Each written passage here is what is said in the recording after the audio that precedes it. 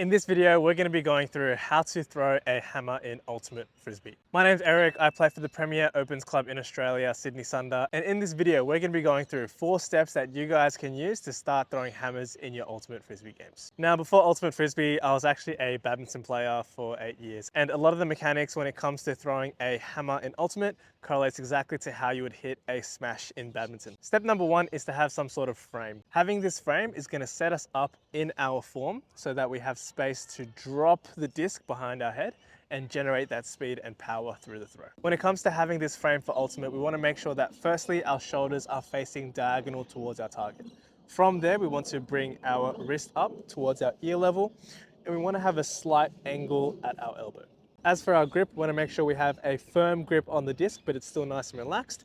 And we want to make sure that our wrist is straight in line with our forearm. So if I was throwing towards the direction of the camera, I might start in my neutral stance. If I'm preparing to throw a hammer, I'm going to start turning my shoulders diagonally towards the side, and I'm going to bring my wrist up towards that ear level. From there, we're going to work on step number 2, which is our drop. The focus here is to drop the disc behind our head and bring our elbow through so that we can start getting some speed and some power into the throw. To do this, we're going to start in our frame with our wrist straight. We're going to take our elbow, we're going to drive it towards the side of our head, and we're going to relax and let our wrist naturally fall behind our head. You'll notice at this point that my wrist is still closed. It's still in line with my forearm, and that's because I don't want to open up my wrist until just the moment before my point of release. Waiting to open our wrist until the very last second, just before the point of release, is going to help us get all that sudden movement or that sudden power and cause that whip effect so that we can get more distance and more power on our hammers. Once we've got the frame, once we start turning our shoulders, driving our elbow through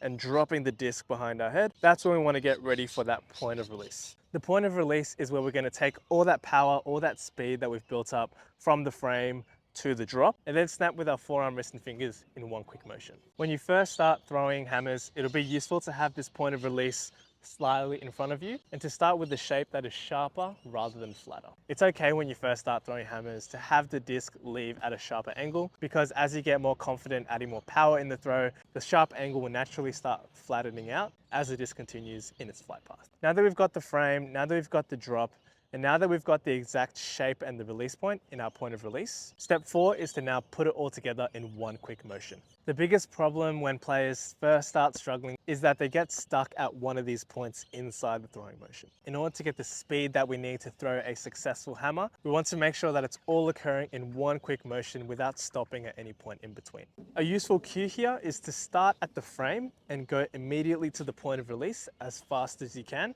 while letting your wrist lag behind your elbow.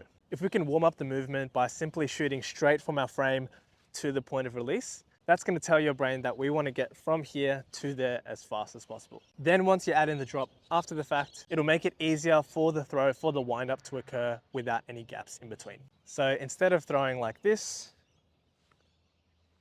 we get something more like this. You'll be able to hear the difference in power when I demonstrate with a badminton racket. It's the difference between this and this. Next time you're practicing your hammers, go through those 4 steps, start adding more speed and more power into that one quick motion, and you'll be throwing hammers more confidently in game in no time. If you found this video helped with breaking down the form of a hammer, share this video with a friend and subscribe for more Ultimate Frisbee content. That's all for the video. Let me know in the comments down below what you think, what you want to see next, and I'll see you in the next one.